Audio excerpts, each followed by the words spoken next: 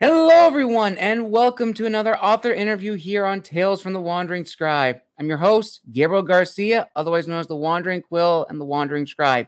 And joining me today is a first timer here on the show and another one of my close writing friends. Now, my guest introduces herself as an artist and graphics designer. If you followed her on social media, you will absolutely love her artwork. She boasts years of experience as a marketing coordinator and senior graphic designer, and armed with a bachelor's degree in studio art and a minor in graphic design from California State University, Long Beach, she exhibits a multifaceted skill set. However, beneath her professional veneer lies a fervent passion for literature, particularly fantasy and romance novels featuring empowered female protagonists. With an insatiable appetite for captivating stories, she's devoured every available book until she exhausted her reading list, the struggle for all authors. And faced with this literary void, she resolved to embark on a journey of her creation to write the kind of story she has always wanted to write. And that has led to not one, not two, but potentially three books in her Tides of War series. So without further ado, let's give a huge round of applause to today's guest, fellow author, and another one of my writer buddies, author Caley Robinson. Caley, Thank welcome to the you. show.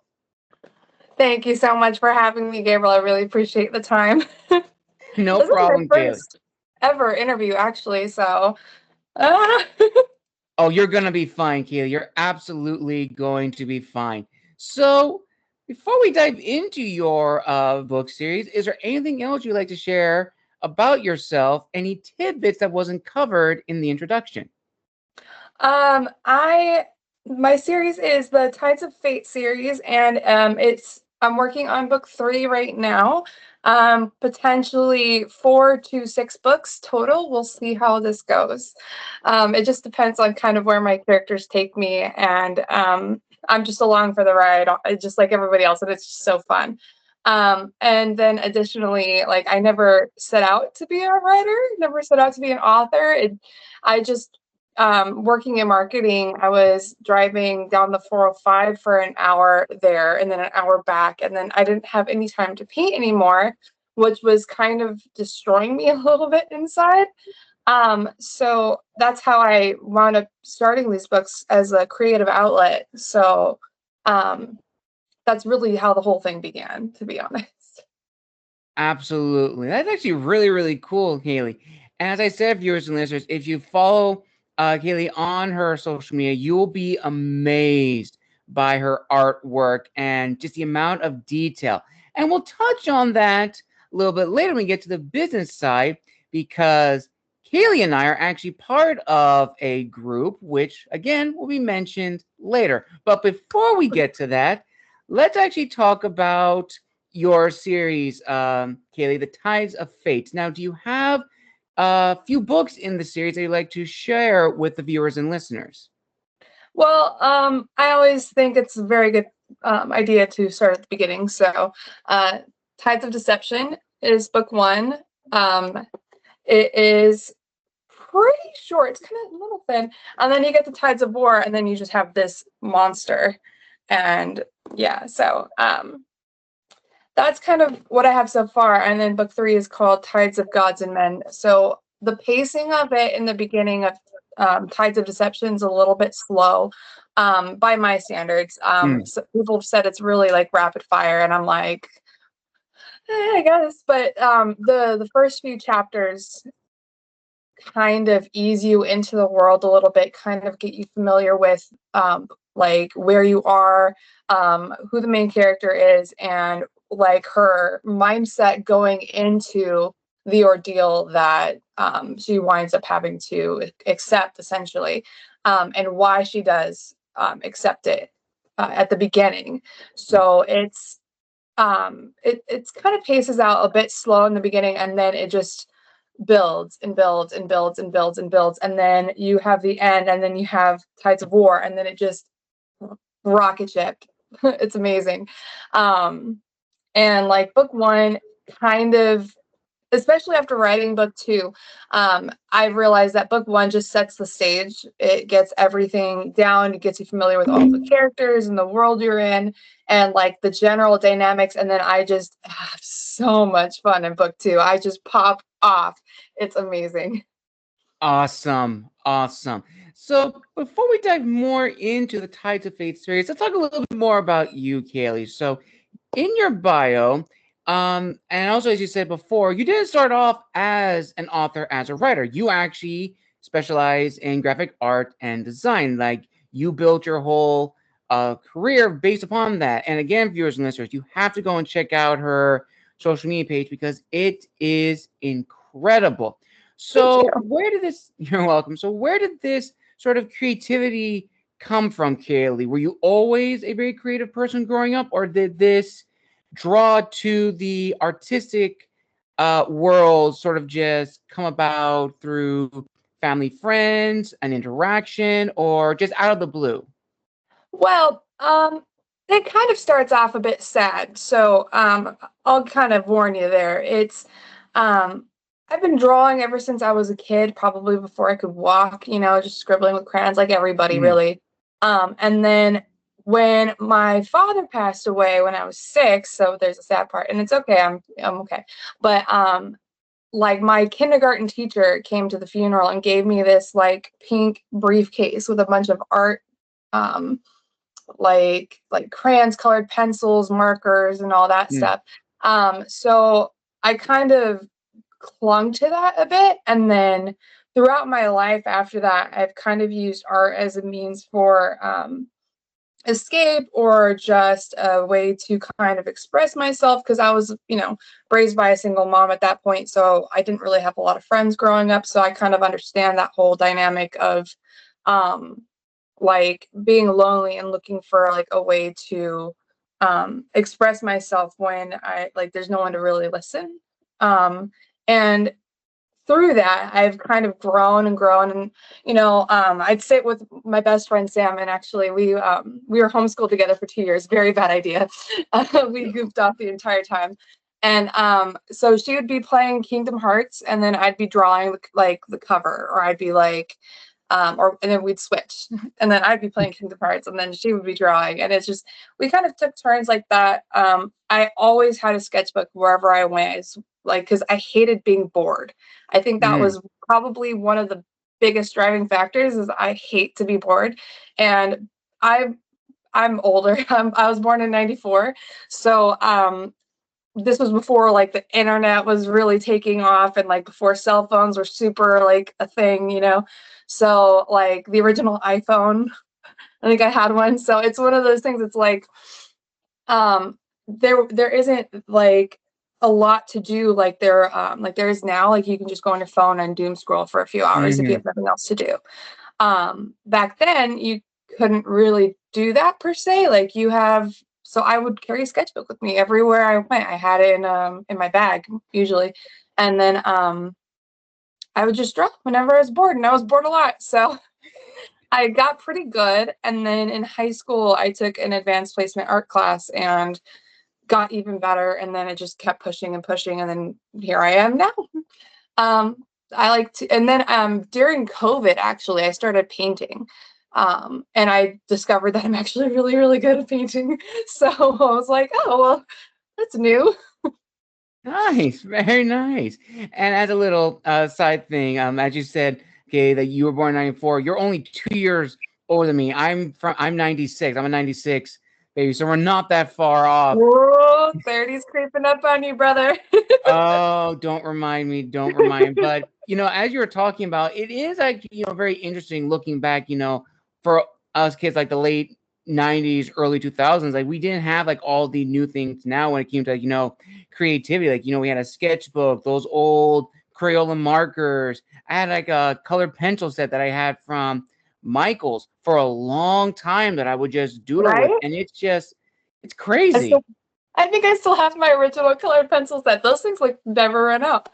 I mean, now I have like Prismacolors and other stuff as well, but I mean, I don't throw anything away. I always wind up using that stuff anyway at some point. So it's That that bad. that I've is got Treasure That's the trove. thing with authors and writers, and and artists, that we always keep things and we'll always use it until it's worn down to the very, very last thing, whether it's a To the pencil, nub whether nub.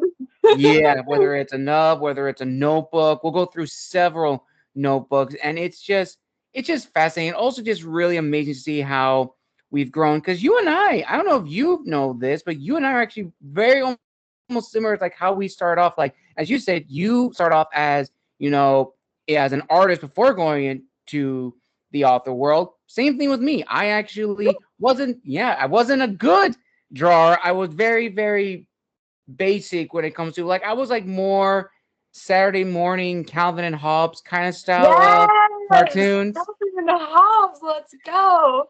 That is one of my favorite comic books of all time. Like they're so funny and sorry to kind of go on a tangent there, but like Oh no, yes, you're you're good. But it is funny how we both almost have like a similar story. Like I tried to go into Laguna College of Art and Design. That was the college that I wanted to get into, but I realized I wasn't at the skill that I wanted to, so I kind of just stepped away from drawing, but I still had the characters in my head, which then leads to the next question. So for you, Caley, what would you consider your aha moment, in the sense that, with all this artistic energy, with all this inspiration that you've had, I imagine some of the characters that you've had in your Tides of Fate series may or may not have been inspired by some artwork that you've done in the past. So how did that transition come about? um, really quick, going back a little bit to what you said about Laguna College of Art and Design. Actually, I got in there with a scholarship, but it was still so expensive. I didn't go there. Oh That's where I went to no, I'm Long Beach. I was sorry. dying to get into Long Beach though, so it took me years actually trying to get in there, and I finally got in. I was waitlisted a couple times, but man, because like I felt like so much more vindicated because the competition to get in there was so high.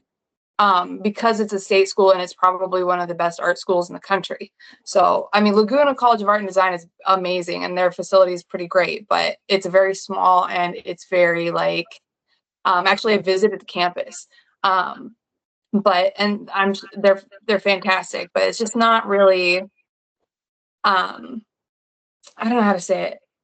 Ironic because I'm a writer, you would think, right? But like all things considered, like I think there were better options, especially for the price, like Otis or Mm. Art Center over in Pasadena, I think. But sorry, digressing. I don't think that, to answer your question, I really had a piece of art that super inspired me for any of my characters. To be honest, I think Mm. that um, I was creating art and something new and I was making them and just kind of spitting the story in my head. And I'm like just kind of picturing it when I'm driving on the gray 405 freeway, like kind of this beautiful island with like teal waters and a glorious sun with like ships in the harbor and seagulls in the air and pelicans flying low over the it's so vibrant and peaceful as opposed to the random pink people honking at you when you're staring at taillights. It's going 5 miles an hour, so it's just so picturesque. And then like my characters, I just wanted them to be really human in ironic way, as you will see if you when you read the story. And I also wanted to kind of a little bit off topic in this case, but delve into the idea that it's not just like nature versus nurture. It's Okay. I really love that idea that if you have like sorry, I'm like frazzled, but yeah, just the nature versus nurture idea just really kind of speaks to me. I really love just exploring that with the various different characters or situations and why they are the way they are. And kind of diving into that is very like the psychology behind it is really fascinating to me. And then how they interact with each other when with their different backgrounds and with their different like natures and with their different nurtures and how that makes a difference and if it does at all. Absolutely. And I also think that's a very interesting, literacy element when it comes to writing, nature versus nurture, like how these characters come about and, what drives them, what's their motivations. Because it is, probably among the many things, probably the most complicated discussion, are these characters like this because of the environment that they grew up in, or is it because of who raised them in said environment, which there's a lot of literacy characters, a lot of fiction characters from the past and the present that fall in that major category, which that could be, again, another whole discussion in of itself. So now let's actually talk about the Tides of Fate series and how that came about. So your first book, Tides of Deception, correct? That's the first book? Mm-hmm. Okay. So when you began writing Tides of Deception, starting out, what were the goals you had going into this series as the author, as well as the promises you were making to your future readers? So goals, I think I was just trying to get myself out of the depression, to be honest, because Mm. 405 will do that to you every day for 2 hours if you let it. So and then like the lack of time for myself and the time to do the creative process of like painting or drawing, forgive my dogs, and it just really sucks the life out of you, because at that point I was kind of living to work and not working to live. And that was, I Oof. loved what I did. I loved who I worked for, but it's just the time investment and the commute were just kind of slowly killing me. So I had to make a change for my mental health eventually. But until that point, I sufficed it by writing. So my goal was to get myself out of a depression and to be happy and to try to like mediate any of the damage that was being done to myself. And when it comes to promises for my for any readers, I had never planned to really publish it, to be honest. I Oh, okay. never, it was purely for myself. Like, and that I think is really like a beautiful aspect of it, because I think that everybody, whatever they're doing, they need to be doing it for themselves or for their family or for like, the friends and stuff. I think that doing it, but also just taking a minute for yourself and to make sure that your own mental health and stability is good is very, very important. And I'm a big advocate for that. So I think that, like, I was, for instance, taking 7 college courses. One of them was 8 hours while I was planning my wedding, while I was working a job. And this is at, Cal State University.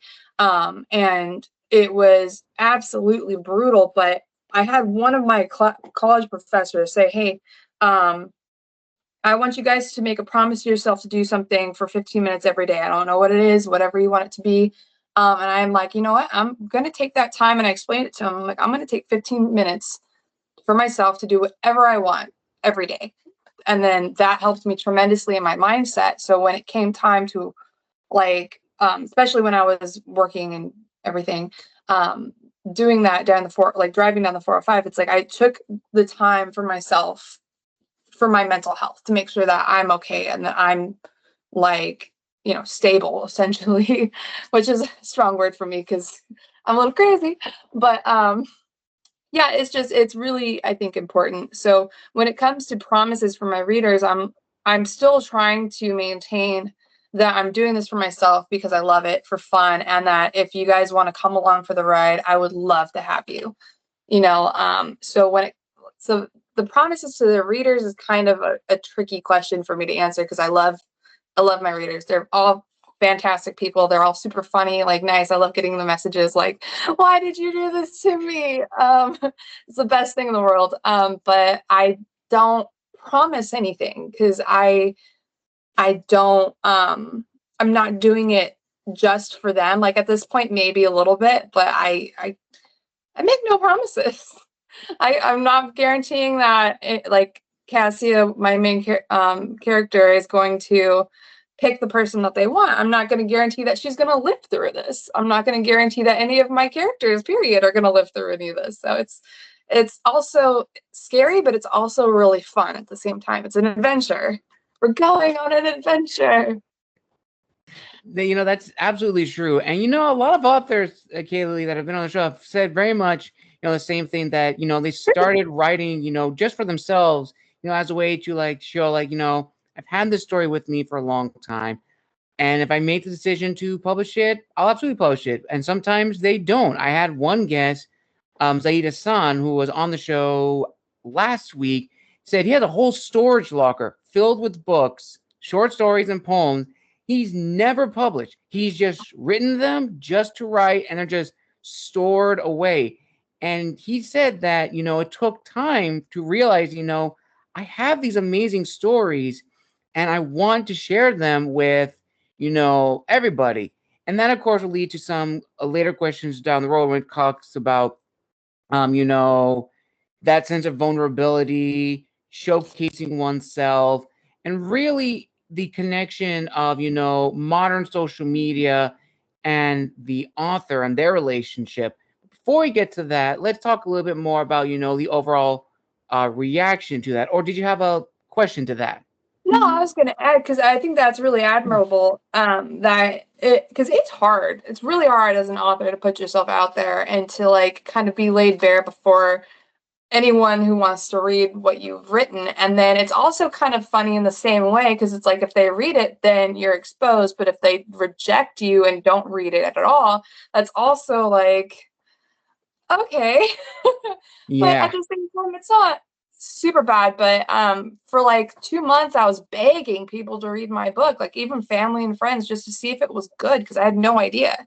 I had no precedence for any of this. And it was really like almost discouraging at a point. And then finally somebody read it, my good friend Diana, and she read both books in like a week and was ranting and raving about how good they were. And I'm like, you're kidding, right? Like, when's the shoe gonna drop? So and finally more people started reading it, and they're like, this is amazing, this is great, I love the story, it's so fresh, it's so new, there's nothing like it. And I'm like, where is the fire? Because there's got to be a fire, right? Like, what? There's something wrong here. But yeah, going back to kind of it's hard to put yourself out there. And at one point, like when I was debating on whether I was going to publish it or not, I'm like, well, I've gotten this far. And little did I know that I was only halfway there after I finished the book. So that was wild to discover. Shout out to Leslie Nolasco for pointing that out. Her Instagram is in Libris Libertas. So that is an amazing handle. I may have to check this person out, but you're absolutely right, Caley. It is, very, very nerve-wracking. And I actually brought up something which, it's about, friends, family, and like other feedback, when reading this book of yours. Because I know when I published my first story, I didn't know what to do. I just shared it with friends on Inkit. That's where pretty much I started on Inkit before, I made the decision to publish. And a lot of people really enjoyed the story. Granted, it was very, very rough draft heavy, but they enjoyed the story very much. So I'm very curious, Caley, when you're in that transition phase from, first draft to first potential edit, or I should say first potential final edit of the Tides of Deception, what was the reaction like from friends and family, as well as beta readers and ARC readers? Was it positive, very critical, or that sweet spot down the middle, 50-50? Well, that's the thing, though, because I was so new to the whole book world. I didn't even know Book Talk or Bookstagram was a thing. Like, I didn't know this whole community was a thing. I just never looked into it, never discovered it, really. I had a friend at work point out Book Talk, and she's like, hey, if you're writing a book, you should get on Book Talk. And I'm like, what's that? Like, is it TikTok? And she's like, yeah, it's actually a little thing in TikTok that people go and post about books all day. And I'm like, oh, that's interesting. So I downloaded TikTok because I didn't have it. And I'm like, okay, so, and I kind of started easing myself in there. And then I started posting on my art account, which is at Creations by Caley on Instagram, about my book. And that's how I met actually Leslie in Alaska. And she basically told me about Bookstagram and put me in touch with Megan Fuller, who was on the show.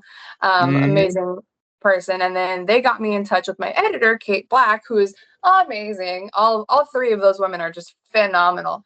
And they've all kind of banded together to help me personally, like in the author community and outside of the author community, to help me get like educated and get my books out there. So when I got ARC readers, I didn't really have beta readers beyond Leslie, Megan, and Kate, and a couple other people, just like friends that I gave it to, who didn't give me any feedback. But Kate gave me the most. So I wound up doing edits before I sent out ARCs, obviously. And she said she loved it, but she actually gave me the feedback that I really, really, really needed, like that I was looking for actually actively, because I'm like, I know there's something wrong with this, but I'm too close to the project now to kind of see it. So she pointed out like, hey, you need more world building, like a lot more, like, where are we? What are we doing here? Is this in the real world? Is this not in the real world? Like, what is going on? And then she advised me to take out a few, because it's a multi-point of view book. And there are 4 points of view, and I had 6 originally. And she's like, pull out the other 2 and put them in book 2. And then that way you, because you're not George R.R. Martin yet, or her exact words. And I'm like, you're not wrong. Okay. So I pulled them, and I feel like that helped a lot. And then I reintegrated them in book 2 so that they kind of fit better with the story, and it helped, I think, tremendously. But the reviews after once I got the arcs out there, were fantastic. Oh my God. They're so funny too. Like if you go through on Goodreads or Amazon and you look at them, they're just hilarious. Like one girl wrote something like, I don't know what you put in this book, Caley, but I am addicted or something like that. And then when she read book 2, she's like, I figured it out. It's crack, pure crack. Started dying. Oh, okay. And like it's just been overall absolutely like wholesome and genuine, and just so reassuring and like motivating in a way too, because it's like they love it this much, I've got to keep going. Of course I do, because there's times you don't want to write and you'll go through phases. Like I go through phases where I'm like, I can't touch a piece of paper for, well, my keyboard I should say, for like 2 months or something. So I just finished that now, so I'm back on the writing track finally. But overall they've been absolutely phenomenal. Mostly 5 stars, few 4 stars. You get the occasional 2 to 3 stars, and I think I have maybe 1 2-star in there, I don't know, somewhere, but that's okay. If it's not for everybody, it's definitely a very it's a very type of person, if that makes sense, that would like these books. So you have to like multiple point of views, you have to like magic, mythology, and mayhem, you have to like sword fighting. God, you gotta like sword fighting. And yeah, it's not like it's safe for work. There's no nudity, well, explicit. There's nothing explicit in it. There you go. That. And so that way I feel like it also widens my readership too. So it's not just, over 18, over 21 type of thing. It's like young adults can read it. Like, so, and I've had all ages actually read it. I've had like a 16-year-old love it. I've had like my grandmother love it. Like my husband's grandma. I don't know how old she is. I want to say she's in her 70s or 80s, and she's read both and loved them both. And I'm like, Awesome. This is so cool. And then of course you have like everybody in the middle who's the age range is, between all of that, mostly like 25, 30-ish, give or take. But I've had nothing but good responses out of it for the most part. Some people don't like the multi-point of view. Some people said I jump around a lot, and I'm like, yeah, that's true. So would you say that, from this wide pool of feedback that I know you said in the beginning that you didn't say have a specific promise beyond that, this is going to be a great ride. You're going to enjoy the story. And, Well, I hope you enjoy. So would you say that in that regard, that promise has been validated or honored from the feedback that you've gotten thus far? yeah, I would Nice. definitely say that. So, yeah, in that context, absolutely. I truly hope so, at least. I had one friend, I felt so bad, actually, because she loved book one and then she started book two and she's like, I couldn't get past chapter 5. And I'm like, oh, ouch. But that was one person out of, I don't know how many I have on Goodreads. I think 60 something right now. Mhm. And it's got 4.6 stars last time I checked. So that's almost 5. And I'm like, that's insane to me. I mean, so I think that overall that promise has been fulfilled. And if it hasn't, then I'm sincerely sorry if I wasted your time, because I love all of the people who have taken a chance on me and my books. So Nice. Very, very nice. And that kind of now leads into the first reflective question, which I think we touched on in the beginning.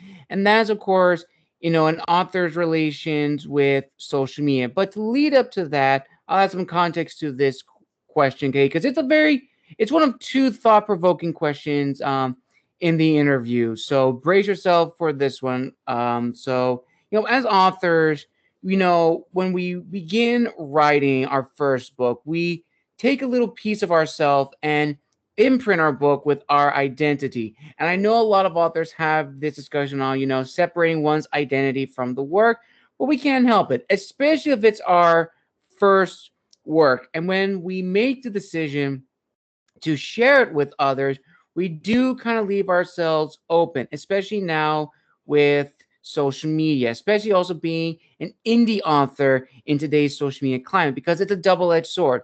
Yes, on one hand, we are able to reach out to a wide pool of readers, wide pool of authors, make new connections, and so forth. On the other hand, we do again leave ourselves exposed to hate speech, trolls, spam, negativity, and that can be very detrimental to an author's mental health and creative health, because again, when we write our first book, our identity is tied to it, even though we have to separate it. And that can easily, deter someone from ever writing again. So, Caley, I pose to you, have you ever had those moments of maybe heightened anxiety or imposter syndrome when it came to your writing? And if so, or if not, what disciplined you to not only get your first book out, Ties of Deception, but also make this into a series with Tides of War and the next books that follow? Because it's one thing to write a standalone novel and get your creative juices out there. It's like, okay, that's it. I'm done. It's another thing entirely to make the decision and say, I love this world so much, maybe too much, that I can't just end with book one. I have to expand the lore. that was a lot of questions in one. I warned you, it was a very loaded question. It's very, very loaded. That's packed. That's jam-packed, brother. So I'll start off kind of with what I remember from what you said at the beginning. Okay, so No, I got it. The okay. imposter syndrome hits hard, hard, especially in the beginning, because you don't know any better. You don't know if your work is good. You don't know if people are gonna like it. You don't know anything really, and that's not like that's there's no foundation to stand on yet. So you're still Hmm. actively working on this foundation when you start out, and it's terrifying because you're like, did I I'm like actually thinking in terms of foundation. Like, did I check the soil depth? Did I pack it hard enough? Did I lay the rocks and the groundwork and the sand in between? And did I cement this all? So did I build this world properly? Did I get the world building in? Do I have compelling characters? Do I have a compelling story? Do I have great interactions? Do I have like do I pull at your heartstrings? Do I do everything that I'm supposed to be doing in these books? And did I do it well enough that people are going to like it, read it, and share it? And that ties into social media too, because it's like, and this comes with time though. Your confidence will come with time, Mm. and the support of especially the author community. The author like book community is one thing, the author community is another, and Yeah. I completely separate the two in my head now because it's just so contrasted. Because authors get it. They understand how much it costs to produce a book. They understand the process and how long it takes. They understand make cover design and how much it costs for ISBN numbers and where you can get them for free. And there's so much that goes into publishing your own book, because and then on top of that, like querying for agents, literary agents. I didn't know that was a thing. Like, I thought you could just go to a publisher. Nope. Nope. Nope. And then the query agents have long lists, so it's just a whole process. But I recommend any authors out there who are just starting out to get into just a little group chat with other authors and like actively search for those, because those are going to be your biggest supporters. They're going to read your books. They're going to, if they have time, and then they're going to like be there. And if you have any questions, they'll be able to answer them. And then if you have any answers for them, it goes back and forth. Like, I've been helping make art for other authors now and helping with book covers whenever I can, because I just feel so devoted to this community now because of how much I've gotten from them. Mm-hmm. So that's a social media aspect side that really helps with that, because they're always there. There's almost always somebody online to ask or chat or talk to, or read like an excerpt from what you're starting that you can trust, and Right. you really make these relationships with these other authors who are just like there for you. And I truly think that that's something that is great about social media. And then on the flip side though is that, and this might be a little bit of a hot button item, that you had mentioned, if there's anything that I got anxiety about, or that was detrimental to my mental health in terms of social media. Yeah, big time, because you have haters and you have people who don't like the art that you make or how you make Mm-hmm. the art. And I'm like, I have a bachelor's, guys. Like, art is art, and how you do it is up to you. But like, if a banana can be duct taped to a wall in a museum, why can't I do what I want with my books that I'm actively working on, that I'm creating? Like, why? I don't understand the problem. Like, if you don't like it, that's fine. You don't have to read it. But like, this is my baby, and I want it represented the way that I want it represented. And if someone tried to do that to you, you would be pissed off. And I'm not attacking them.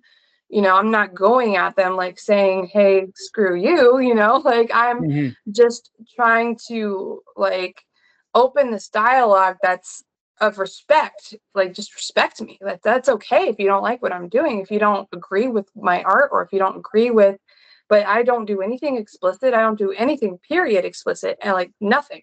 And I just think that it's rough out there for authors, especially indie authors, as it Mm-hmm. is trying to afford book covers and art and everything. And it's expensive. It's very expensive. So I happen to be able to create my own because I have bachelors. I better be able to make my own stuff. It's like, why would I spent all this money on school? Why would I go to somebody else? And that's not to say I don't support other artists, though. I do a lot, actually. I have multiple posters and prints and stuff that I have bought from artists. And I've bought authors' books and I've had them sign. I get the hardcover. I get, so I would rather have people be more open-minded and supportive in that way. Because I got put on blast a few times, like hard, to the point where I was crying for like a week straight, and it really cut me deep, as much as I hate to admit it. And now I've kind of learned from that experience and become like stronger, and kind of resolved myself that, hey, like, not everybody's going to like you, and that's okay. I like me, and my friends like me, my family loves me, and like I think that that's enough. So to have the haters, if they come knocking at my door, I'll just block you. So Absolutely. And also a little tidbit, viewers and listeners, where Caley mentioned about the duct tape with the banana. That's actually a real thing. That actually does exist. So just sold for look it up. millions of dollars. I don't want to talk about it. Like I've done paintings for 3 months, like a full painting, 48 by 60 inches or something huge, and like painted it for 3 months. It's beautiful. And that duct tape banana on the wall sold for millions. I'm like, dude. Oh, we hit a nerve, viewers and listeners. We found something that triggered Caley, so do not mention it. Process, I respect it. That's their art, and that's okay. Like, so I'm asking for the same. But that's Right. okay. So since you got on that, that was one of those things. Was there another question in there I'm forgetting?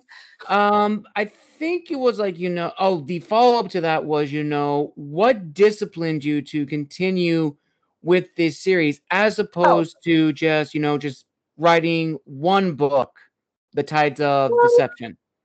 Discipline is a strong word. I wrote book 1 and book 2 in 2 months before I found Bookstagram. Wow. Yeah, I was dying on that 405 freeway, dude. I had nothing else to do. Oh, like I ran out of everything else to do. So yeah, I was just continuing with the story and doing it for myself and my mental health and having fun. And like that's another thing about writing and stuff. I feel, and I've found actually, because I've asked people, everybody I could, every time I asked like 3 questions. What was your favorite part? Who are you rooting for? And what did you think about the plot twist? And their favorite parts usually coincide with the writing when I was having the most fun. So every time like I was really enjoying writing a scene, I'm like, it translates and people love it. And like that's something that I'm definitely advocating for. It's like if you don't like what you're doing, or if you don't if I don't want to write today, I'm just going to force myself to though because I have to get this out. You're not having fun. You're not enjoying it. You're not enjoying the process. And while that happens every now and again, where it's like, yeah, you probably should, maybe put a little time because you have to put in the time or nothing's going to get done. But if you pushed it too hard, then you're just going to, you probably will write something that's subpar as opposed to what you could have been writing when you're like excited about it. So when you're excited about your own story and your characters and so on, that really translates in my personal experience. So I think that is important to do. Did that answer the question? Yes, absolutely. And this kind of leads into a fun question, which I've now started to ask my guests. And I think you may have some thoughts on this. And that is, of course, writers, artists, illustrators, narrators, and the COVID years. Because I bring this up because a past guest of mine, Jasmine Young, shout out to her, make sure to check out her interview. She posted on her social media that during those 4 years, a golden age emerged for artists and creators. And upon hard reflection, in my opinion, she's right. Because a lot of us, especially the authors, editors, narrators, a majority of people that I've had on the show within the last year and a half have all emerged during those 4 years, or at least began their career during those 4 years. And I myself, I began writing at 2019, 2020 with my first book, and got the Gathering written, Aminus was written, Michael was written, and Decimus. All 4 books were written within 2 years of each other. So it's crazy, and it's a hard reflection to really understand that there is kind of a golden age that did emerge. So, Caley, what are your thoughts on this? In your opinion, do you think a golden age did emerge during those 4 years? That's really interesting to think about because I hadn't considered that really. I mean, I knew everybody was kind of like holed up during COVID and stuff, but like, yeah, absolutely. Especially after all, like because TikTok actually came out, I think 2019, 2020, somewhere around I there, or think so, like yeah. it took off in 2020. And like you had a bunch of people sitting at home bored and they all decided to start making art. Actually, in hindsight too, I think I started Tides of Deception officially around, how long ago has it been now? Probably like 2019-ish, maybe right before or maybe during COVID. I don't remember. I just remember sitting in my garage studio at the time Mm. and my keyboard, and I was thinking about magic, mermaids, and mythology, and like what I would do if I wrote a book about them. And I was thinking, like, I took a lot of notes at that time. I wrote maybe a chapter that became, I think, chapter three, 3 and 4 in book one. And I went back and added a couple more chapters in the beginning to kind of like later on, like once years later, like 6 years later or something. So maybe it was 2018-ish, give or take. But I think, yeah, that time is definitely a golden age. Because as you said, and as she said, um, a lot of people were able to explore their creativity and found that they were good at it, or that they had Hmm. creativity to begin with. Like, I mean, I think everybody has some kind of creativity. It's just they might not have skills to implement it in a way. So I think writing is a very good way to explore creativity, because it's like, especially once you can learn vocabulary and stuff pretty easily if you don't already, or you can read books and get educated. Like drawing and stuff, that's a little, you can still learn and stuff, but it's a little bit more of an earned skill in that way, if that makes sense. Right. Because it takes a lot of practice is the only way you're going to get better, only way. And having people to kind of guide you really helps tremendously.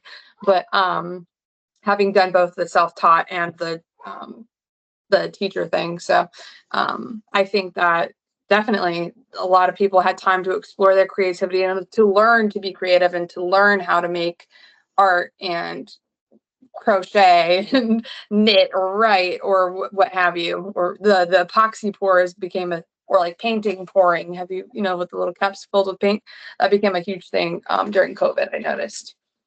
Absolutely. And that also kind of led to, the creation of a lot of authors building their brands and, creating their own business, their own, what's the word? Print, print house, publishing house, and so forth. And it's crazy to see how much a lot of us have come in the last 4 years, which now leads to the second portion of the interview, which is the business side of being an author, which is probably one of my favorite segments of the interview process. So, Caley, as you mentioned before, and I kind of like hinted like throughout the interview that you went the direction of an indie author going down that path. Now, was that the initial goal first and foremost, or was it through like, research and realize, what would work best for you and for your book? Because I know some authors have, preferences. They may publish their Yeah. books independently and some with a publishing house. Well, I think I have yet to meet an author who would actively turn down a publishing house, like a major publishing house. Right. I don't think anybody would turn that down, unless they were already extremely successful on their own. And that takes a lot of work. It takes a team usually.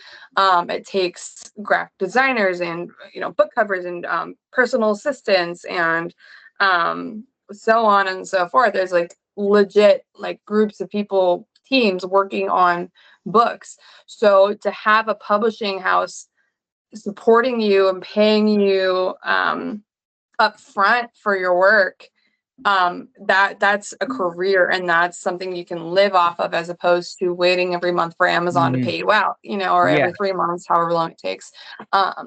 And that's not even a guaranteed like sale either. It's never guaranteed sales. So you have to so it was a decision at one point after I'd queried I think over probably 150 literary agents, which is a good amount, but it's not as much as I've seen people do. But I also made the fatal mistake of being uneducated when I did it. I was thinking of it as just a quick little form that you fill out and didn't really put much thought into it. And the worst part was I was sending them my rough draft Right. before I had it edited or before it was finalized or anything. And I just had no idea that how seriously you should be taking your query letters, because like you should have it like fine-tuned, have people read it, edit it, and send it back with the edits, and then you make the edits, make adjustments, and then refine. I did not do that. I was brand new is my excuse. And then by the time I realized my mistake, probably a year later, because I think I looked at it in January and I was like, oh, I see what went wrong. Because the way you present yourself to people, especially literary agents, is huge. If you're presenting something sloppy, they're going to assume your work is sloppy and not good. And then they might read a few chapters. And if they really just aren't feeling it, and they get a lot of queries every day, period. So it's very competitive. And I just kind of gave up and I was like, you know what, I have experience in marketing. I have experience in that. Like now I've kind of learned a lot. I'm just going to go for it, because you can still be picked up by a publisher if you self-publish.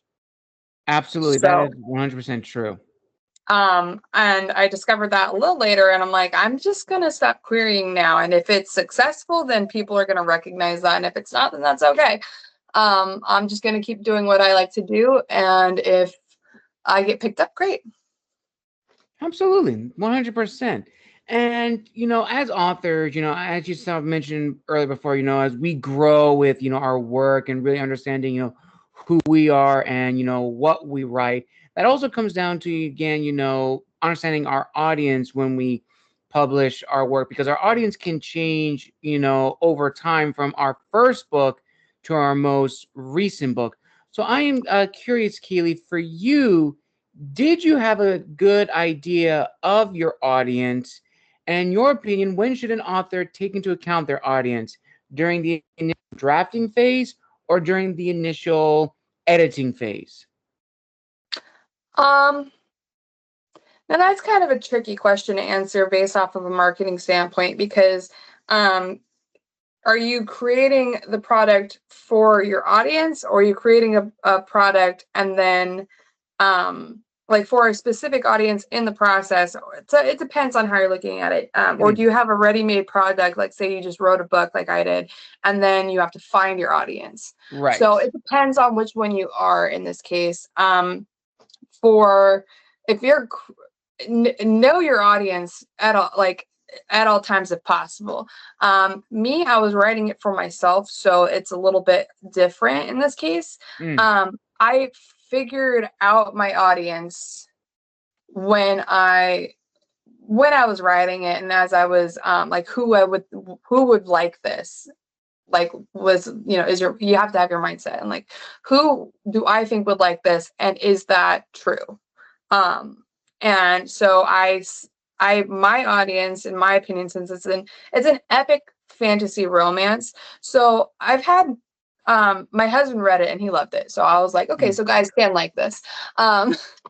It's just, I think it's more geared toward women because it's centered around a female princess. I mean, come on, princess. Yeah. And like and there's like, spoiled. There's 2 potential love interests, possibly 3, and like it's technically, it kind of mixes like love, action, decision making, and why you're doing what you're doing, and just kind of you're along for this ride. And that I think kind of coincides with women specifically. That's not to say men can't like it, because there's a whole lot of action. There's some pretty gory scenes in there. And like body parts getting chopped off, like in detail. It's pretty great. But not all women would like that, but there's only a few chapters like that. And then there's some lovey-dovey scenes, but they're not like throughout the book, there's an overall story kind of happening and unfolding, I should say, that sets you up for book 2. And then it's just all kind of interwoven, I guess you could say, like Hunger Games, Right. for lack of a better word. Like you're following Katniss Everdeen in the Hunger Games, but there's 2 love interests, but then like that's not the whole story, but it plays a part in the plot. Absolutely. And that kind of also now turns to the readership, because in my opinion, the readership is different from the audience in the sense that the audience is a very wide pool of individuals to market towards, and also the specific genre you're marketing towards. But the readership is very, very tricky, because in the readership, you have like the main 4. You have middle grade, YA, NA, and AF. And for those who don't know what those means, middle grade is for like, children, like in elementary school and maybe middle school. Young adult is, self-explanatory, young adult. New adult is that transition phase from a young adult to adult fiction. And of course, AF is general adult fiction. But each of these readerships have their specific rules that authors have to abide by in terms of what they can write about, how they write about it, and how they create their characters. So for you, Caley, where would you say your series falls under? And what has been the challenge to write with that specific readership in mind? I would put it as probably new adult, technically speaking, though young adult and probably is it AF, would enjoy it. The trick was like intimacy, and that was something that I had decided already that I wasn't going to include explicitly in my books, so that it can still reach those wider audiences, and it's just for my own personal moral compass. I'm just not, it's not something I read, it's not something I want to write, and that's okay. You can like whatever you like, but I'm just not that kind of writer or person really, and that's okay, like I said. But so that's where my books kind of fall under. I would say new adult. There's spice, but it's not like explicit in any way. Absolutely. And Like that's closed sometimes a door, little bit they of call a, it. yeah. And that's kind of a little bit of like, a challenging sense of, when we write our books, we just write our books because we know how the story goes. But when we go to the readership, we really have to fine tune the language, which also brings up the discussion of individuality and staying true to the source material.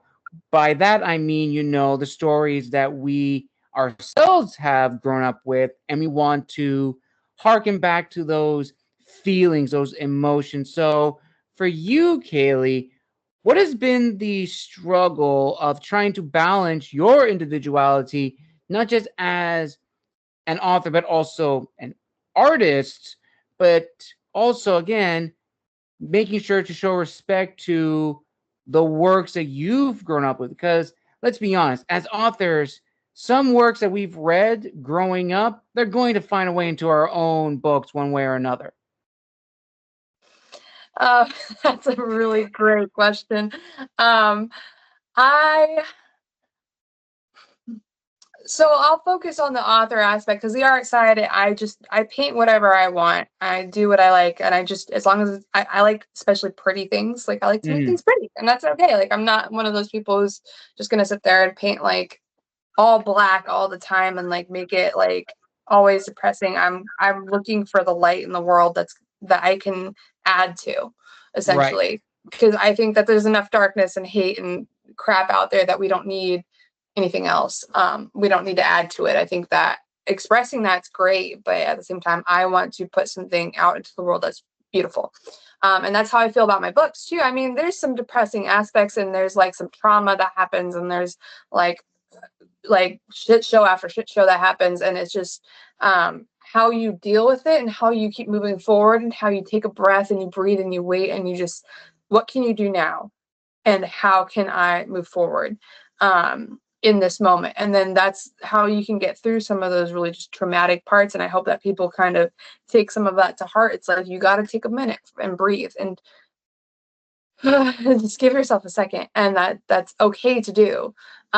You don't have to have everything figured out right now. You just start off with something and like an idea of what you're going to do for just like the next couple minutes, and then the next hour, and then the next day, and then the week, and then you slowly can kind of progress from there.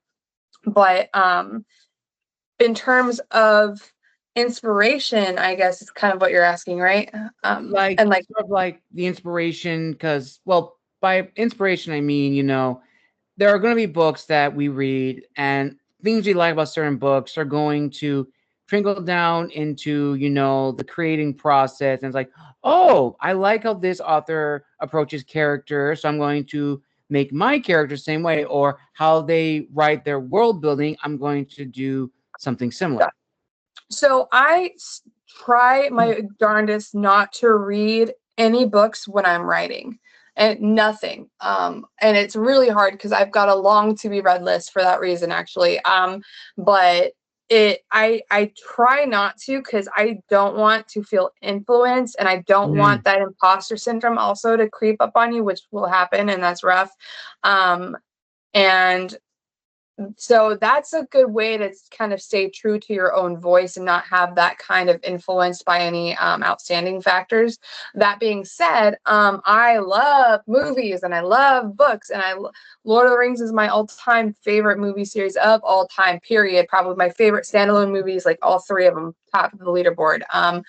And I take like inspiration from that. I think but then I also weave it into my own and make it my own. So it's like in art, you can take someone's work and change it by, I want to say 15%, don't quote me on that. And then you can call it your own, technically speaking, if you want to get very technical in terms of law. That's not to say you should steal artwork or anything, but that's like, Right.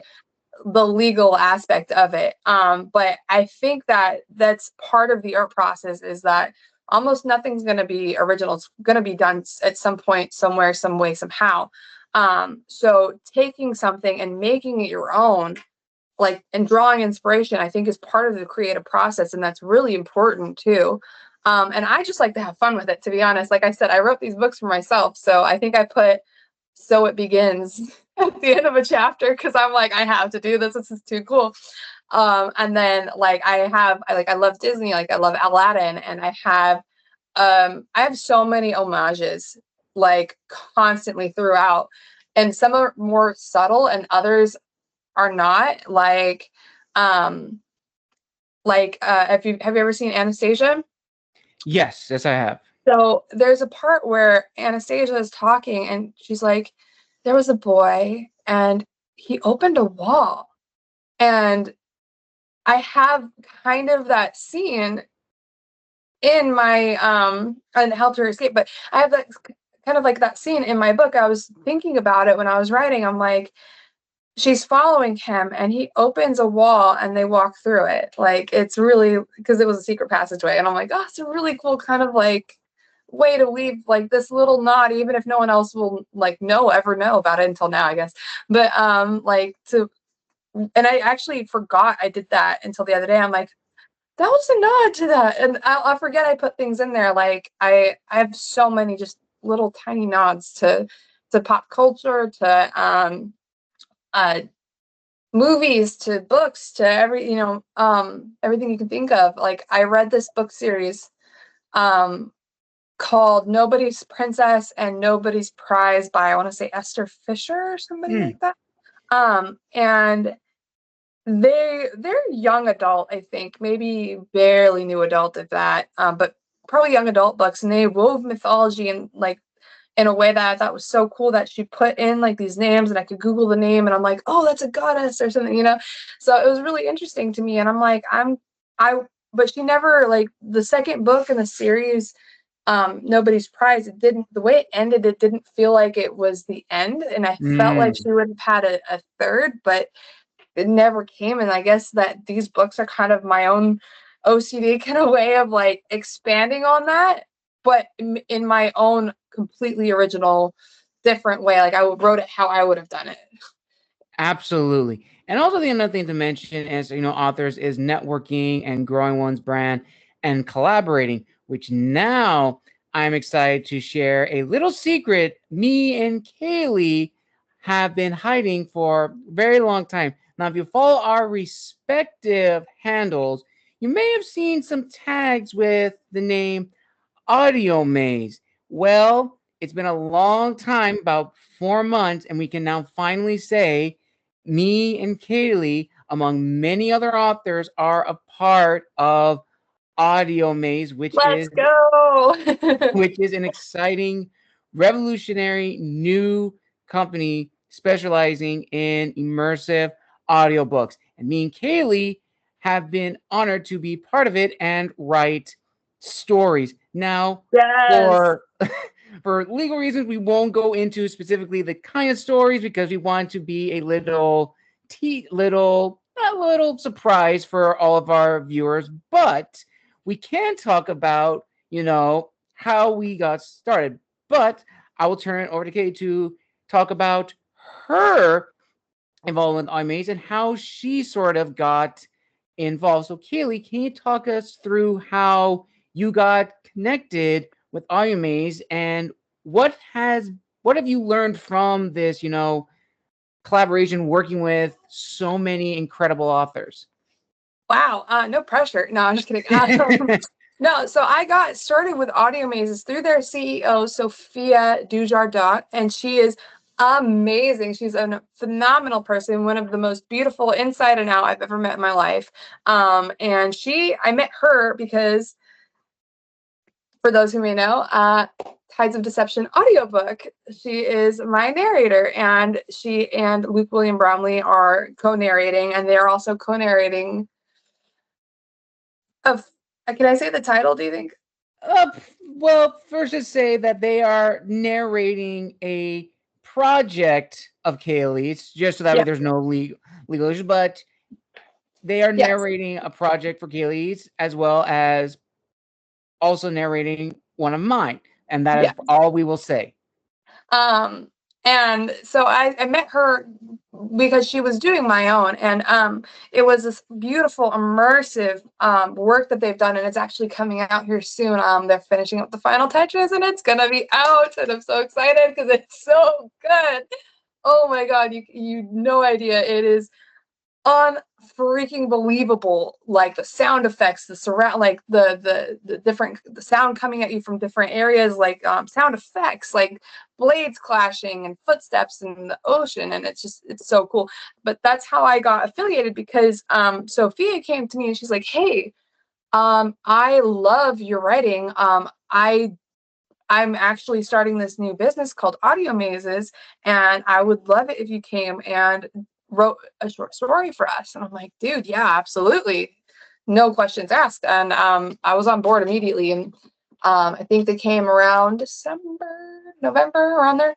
Mm-hmm. So that's how I got started. And then it's been a phenomenal journey so far, meeting all these wonderful other creative authors and creatives in general, like other narrators and audio people, visual people, artists. They're bringing it. They want it completely for humans, by humans, basically, supporting all these indie authors, because like indie authors and just authors in general, and just because they felt that this community needs to be supported more, because big corporations like Amazon and so on might not,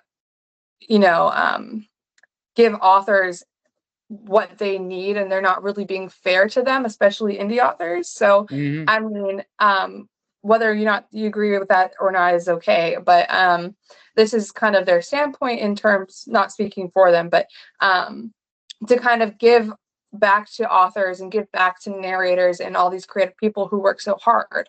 So this is a safe space for all of them, and then we're really excited to create new stories and adventures that you can be a part of as a listener. And it's just so innovative and incredible, and I'm stunned that Sophie is such a genius, dude. She's amazing.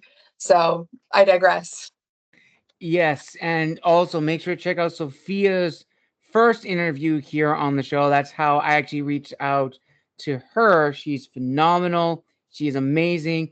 And you also may remember her as the narrator for the Last Angel of Earth book teaser, which still is probably the most viewed on my Instagram page And it's just amazing, this whole collaboration, because, as authors, it's nice to collaborate with so many people. As Caley mentioned, myself and a few others, we've been able to build this sort of community, not only within Audiomazes, but also beyond it as well. So I know you've mentioned, of course, Megan Fuller, Kate Black, who have also been on the show in their respective interviews. Shout out to them. But are there any other people you'd like to give a personal shout out to, Caley, who have helped you along the way? Oh, I have a very long list, and I would feel horrible if I missed anybody. But actually, you know what? I have them in my acknowledgments. I mean, I could read it, and I think that would be hilarious. Because my whole street team, has been there since day one, and they've been on board. They've been supporting me. They've been posting.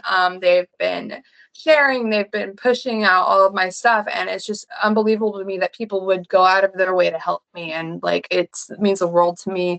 A lot of my ARC readers as well have kind of jumped on that because they love the story so much, and it means so much to me. I can't stress it enough.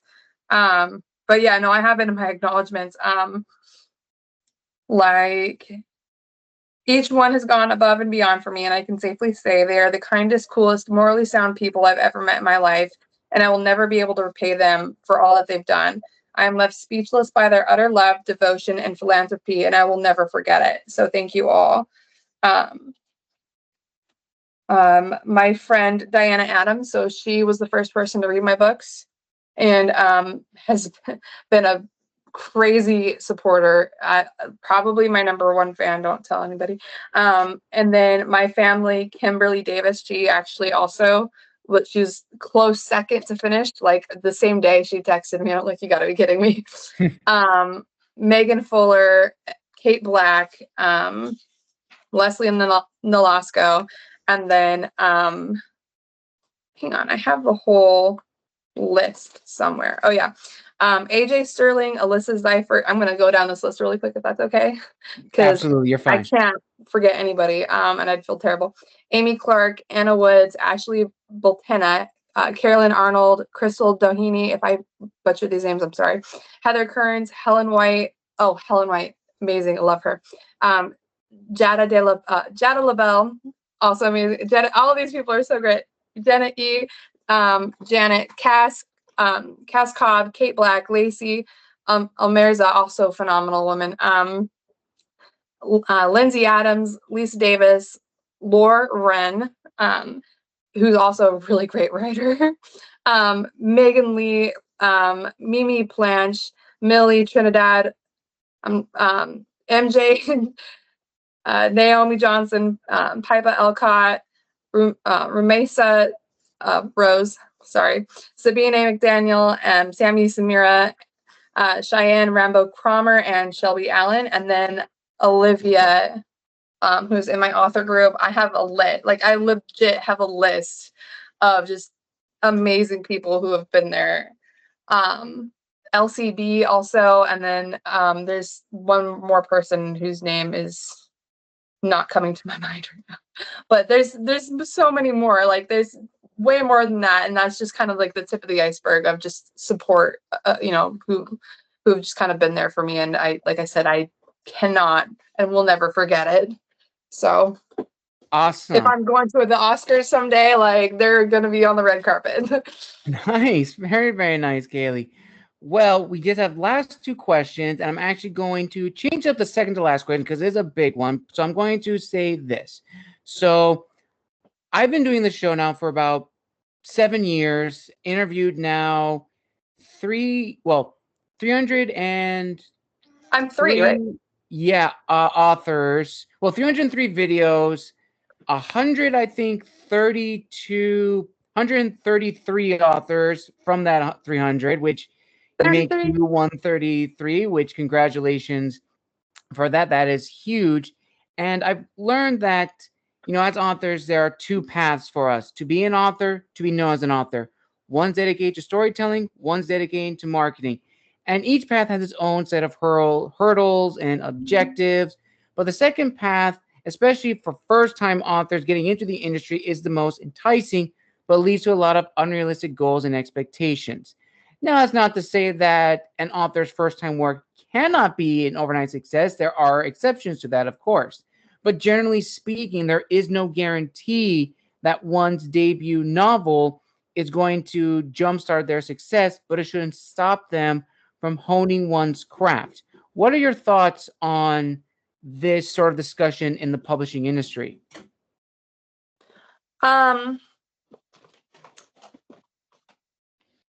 Marketing versus writing, and being known for your work. Is that the question? Sorry, I'm a little slow sometimes. Okay, so as I was saying, because this is a very big question, but ultimately as authors, I've seen that there are two paths for authors: to be an author and to be known as an author. One, you're dedicated just to storytelling, not motivated by marketing or capital. But the other, you are motivated by the marketing, you are motivated by the capital, and you want to be, on shows like these, be on the New York Times bestselling list. But at the end of the day, in any industry, there is no guarantee your first work is going to give you everything you want, but that shouldn't stop you from honing your craft if you're truly passionate about this industry and understand realistically what you want to achieve. Right. So I agree. I think that I guess there could be two paths. I kind of fall into a weird area in that way because I'm writing, like I said, for myself. So I fall largely into the first category. However, I have marketing experience. So I kind of have more of an idea of what I'm doing and what I should be doing, in terms of how to get my book out there and how to kind of reach more of an audience. I'm still struggling to get them in stores because that's what a publisher is for, and that's they basically front the bill for that, and then you get sales, and then that gives you a wider audience. So unfortunately, I don't have that kind of collateral. But that aside, I think that I've done a very good job of at least getting my book out there. All things considered, and I think that I actually enjoy it. I love making videos and content and making art and just living living my best life, I guess. But for lack of a better term. And I like doing it, and I like doing that. Like, I think of it as, I try to make it fun. I try to make it, if you're not enjoying the process and you have a sour look on your face every time you're on camera, no one's going to want to watch your stuff. And if you have boring content that's not engaging with your viewership, then you're not going to connect with anybody. If you're not responding, if you're not asking questions, if you're not engaging in answers, if you're not talking to people and making new friends and growing your brand or yourself or making new friends or any of that, then you're not gonna go anywhere. You're gonna go nowhere real fast.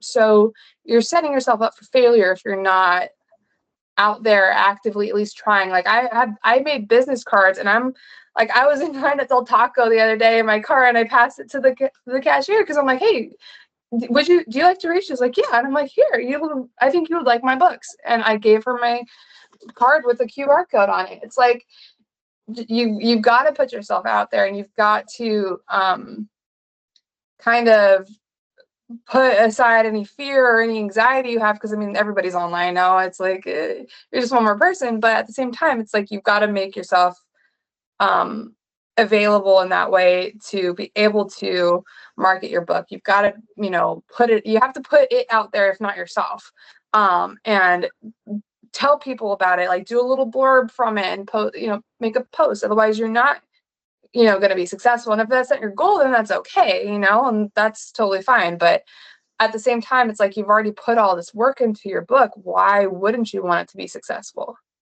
So that is very, very true. So if you can't do the marketing aspect, that's all right. But like I said, if you're not at least putting a small blurb out there every now and again, like a quote from your book, or would you read a story with these vibes, or check out my book. If you're not doing that, then you might as well have it all in your cellar. because no one's going to get to Absolutely. it. That's So very, that's very, very true. It's a hard pill to swallow, but it is true. And I think it's probably the biggest things for, as authors, especially indie authors when it comes to marketing. Like I am still struggling with marketing, and I'm going to be the first one to say that I probably don't market my books as much just because I'm so busy working on other projects at the moment that I don't spend the time to, market. I didn't market my first book. I didn't market my second book. I tried a little bit to market my third book, which did gain a lot of, hype for it. And I'm gonna try to do the same for my fourth book. But it's definitely difficult. But you do have to treat it like a business. You have to see it as a business, whether you're indie, hybrid, or traditional. yeah, you're right. But there's a fine line though. I mean, because I kind of hit that wall like a little bit ago where I'm like, is this a job or is this a hobby? And Mm, whether or not you answer one or the other, because I even art especially, like that was hard because I like doing commissions is probably one of the like painting specifically is probably mm, one of the things that's such a pain if I don't actively love the subject like matter. I'm not having fun painting it. I've noticed that my art kind of wanes, like the deliverable. I'm sorry, I'm blanking on the name. The final product isn't as good as it would have been if I had just painted what I wanted to paint and right. sold what I had done, as opposed to taking on a commission, which is when somebody asks you to paint something specifically or somebody specifically in X, Y, or Z kind of scenario. So that's kind of same thing goes for it takes the fun out of it is what I'm saying. So don't Mm, let it not become fun. Don't try to maintain that fun. If you're not having fun, there's no damn point. So the marketing aspect, I make it fun. Have fun with it. Enjoy yourself. Be funny. Be yourself. Be weird. Be quirky. And your people will find you and they're going to love you. And the people who don't, well, they can keep scrolling. So it's all right. And if they like you as a person, hopefully they'll like your books too, because it's a part of you and it's part of who you are. And when you go into marketing, you have to kind of think about your audience, like you were saying before, or right. we were saying, yeah, think about your audience, think about who you're like where your book falls under, so you can maintain the appropriate levels of whatever content you're producing. But then also you have to think about your audience and who's seeing this. And you have, and pro tip, everybody, you have less than, it used to be 3 seconds, now you have less than three. It's probably around 2 seconds to get somebody's attention. So whatever you're putting out there has to get them off the bat, whether it's a sound or an alarming shade of color or like a striking image or what have you. Like make it interesting, make it like you have that long to get their attention, and you probably got another 3 seconds once you have it. So if you have a long giant block of text with a background that's super complex and you can't read the text, no one's going to read the text. Like you have to balance it out.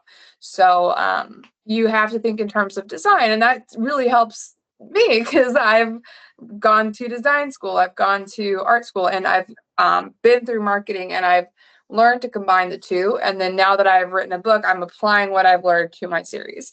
So have fun, and if it's not fun, make it fun. And then marketing, like you don't I you can go and algorithm search, and that might be the best idea. Go on ChatGPT and ask, hey, what days of the week should I post, and what should I post for this audience for this type of book and story, and it'll spit out whatever it does, and you can follow that guideline, and that might be good for you. But I will sometimes post 4 times in a day and then not post for a week, which is probably really bad for the algorithm. But I'm doing it based off of my own motivation at the time. And if I don't have it, it's okay. I'm doing it. I'm getting it out there. I'm doing my best. And that's all you can kind of hope for.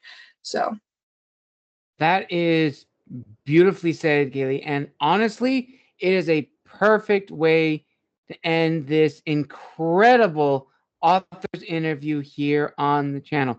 Thank you, everyone, for joining us for an amazing author interview here on the show. A huge thank you to Caley for making her official debut on the channel. Now, Caley, before we officially end, where can people find you on social media to reach out to say hi? Where can people purchase your books? And also, going back to Audiomazes, when can, even though I kind of know the answer to it, but for our viewers, when can we expect your project to be released to the public?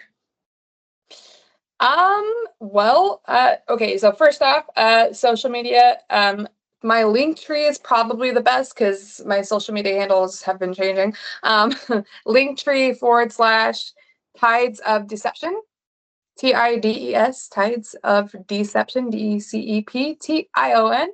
And that will take you to my Linktree page, and that will have all of my socials on there. There will be a link to the book 1 and 2 on Amazon.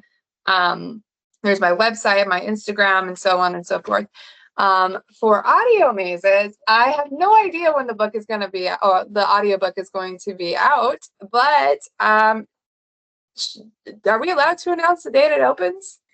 I think we can. I think pretty much there's it. So for viewers and listeners, oh, I'll let you say it, Caley. Oh, well, thank you. So we are set to launch Audiomazes on April 1st, April Fool's Day, of course. And I am so looking forward to it, and I'm sure Gabriel is as well. Definitely. So make sure to follow Caley on all of her socials down below in the description of this video, as well as make sure to follow Audiomazes' social handles to stay up to date with all of our stories, as well as check out Audiomazes' website to stay up to date with the release, to learn more about us, myself, Caley, and the many other authors that are with Audiomazes. And when it's officially released, you'll be seeing a lot more of us potentially on a different channel. But stay tuned for that. And as always, viewers and listeners, make sure to like, comment, and subscribe down below. And as always, this is the Wandering Scribe and the Wandering Quill signing out, wishing you all a wonderful day wherever you are in the world.